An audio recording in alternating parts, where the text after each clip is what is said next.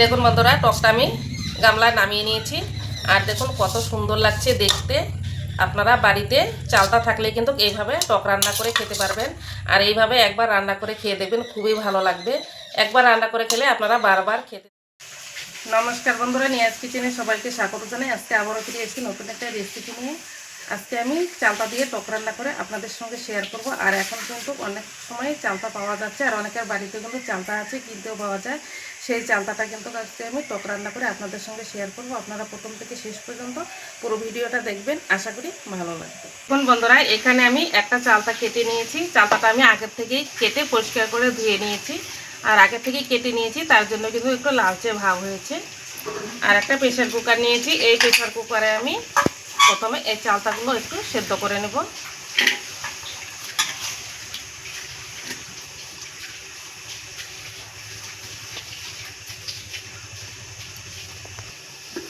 এখনই সেদ্ধ করার জন্য আমি কিছুটা জল দিয়ে দেব। দেখুন আমি এইটুকু জল দিয়ে দিয়েছি।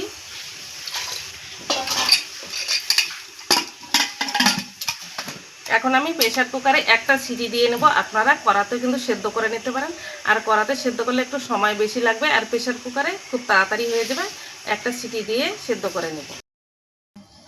দেখুন বন্ধুরা, চালতাগুলো আমি একটা সিটি দিয়ে সেদ্ধ করে নিয়েছি। আর এখন একটা ঝাঁঝরি দিয়ে আমি এই সেদ্ধ চালতাগুলো একটা গামলায় আমি তুলে নিচ্ছি।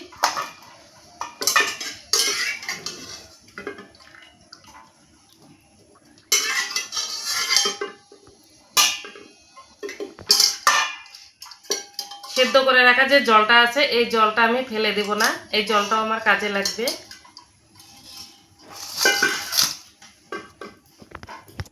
আর এখন দেখুন এই চালতাগুলো কিন্তু খুব সুন্দর সেদ্ধ হয়ে গেছে। এই দেখুন, এখন একটা শিলনোড়া নিয়েছি। এই শিলনোড়া দিয়ে একটু থেতো করে নেব।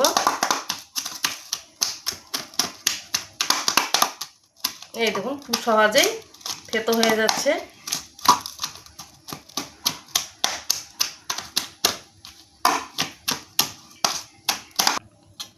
দেখুন বন্ধুরা, শিলনোড়া দিয়ে আমি থেতো করে নিয়েছি। আর গরম ছিল তাই আমি শিলনোড়া দিয়ে থেতো করে নিয়েছি। আর যদি গরম ঠান্ডা হয়ে যেত, তাহলে কিন্তু হাত দিয়ে এইভাবে হাত দিয়ে চেপে নিলেই কিন্তু খুব সুন্দর এইভাবে মিশিয়ে এরকম থেতো হয়ে যেত হাত দিয়ে। এই দেখুন, এখন একটু ঠান্ডা হয়ে গেছে, হাত দিয়ে কিন্তু আমি ধরতে পারছি। এখন এগুলো থেতো করা হয়ে গেছে। এখন আমি এই টকটা রান্না করে নেব। দেখুন, টকটা রান্না করার জন্য গ্যাসের উনুনে কড়াই বসিয়ে দিয়েছি। আর কড়াটা গরম হয়ে গেছে। কড়াতে আমি দিয়ে দেব তেল। আর এই টক রান্না করলে বেশি তেল লাগে না, অল্প তেল হলেই কিন্তু এই টকটা রান্না করা যায়। এখন তেলে আমি দিয়ে দেব শুকনো লঙ্কা, তেজপাতা দিয়ে একটু নাড়াচাড়া করে শুকনো লঙ্কা আর তেজপাতাটা একটু লাল করে ভেজে নেব।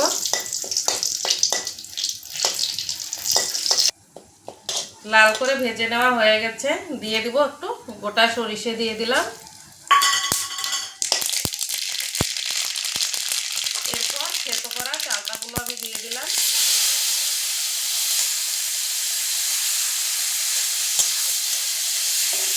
দিয়ে একটু নাড়াচাড়া করে দেব।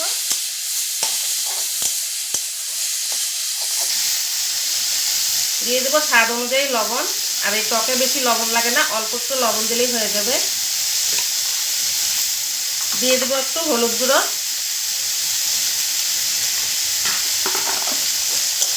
দিয়ে আবারও আমি নাড়াচাড়া করে নিচ্ছি।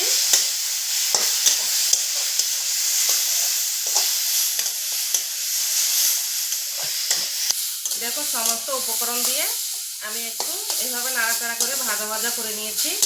আর এই দেখুন, এরকমই কিন্তু ভাজা ভাজা করে নিয়েছি। এখন আমি এতে দিয়ে দেব যে সেদ্ধ করে রাখা চালটা যে সেদ্ধ করে রেখেছি জলটা, সেই জলটা আমি দিয়ে দেব।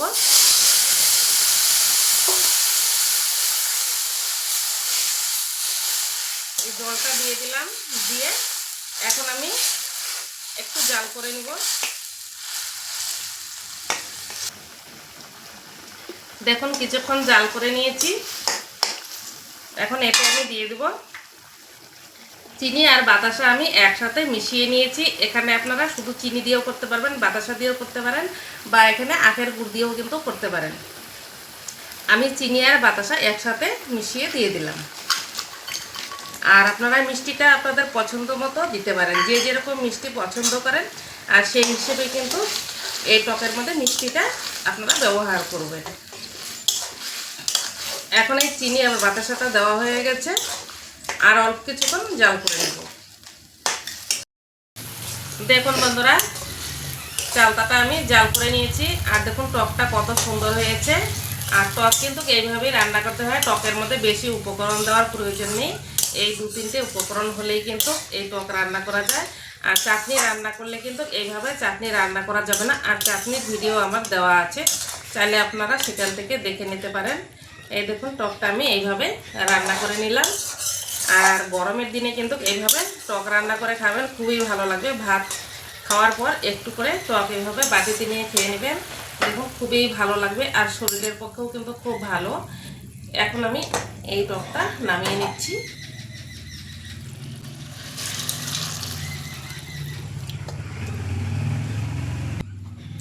দেখুন বন্ধুরা, টকটা আমি গামলায় নামিয়ে নিয়েছি। আর দেখুন কত সুন্দর লাগছে দেখতে। আপনারা বাড়িতে চালতা থাকলে কিন্তু এইভাবে টক রান্না করে খেতে পারবেন। আর এইভাবে একবার রান্না করে খেয়ে দেখবেন, খুবই ভালো লাগবে। একবার রান্না করে খেলে আপনারা বারবার খেতে চাইবেন। অবশ্যই এইভাবে রান্না করে খাবেন। আর আজকের এই রেসিপিটি ভালো লাগলে লাইক কমেন্ট শেয়ার করবেন। আপনাদের লাইক কমেন্ট আমার নিত্য নতুন ভিডিও করার জন্য অনেক উৎসাহিত আসে। আর চ্যানেলটিকে সাবস্ক্রাইব করে পাশে থাকবেন। আর ততক্ষণে সুস্থ থাকবেন, ভালো থাকবেন। ধন্যবাদ।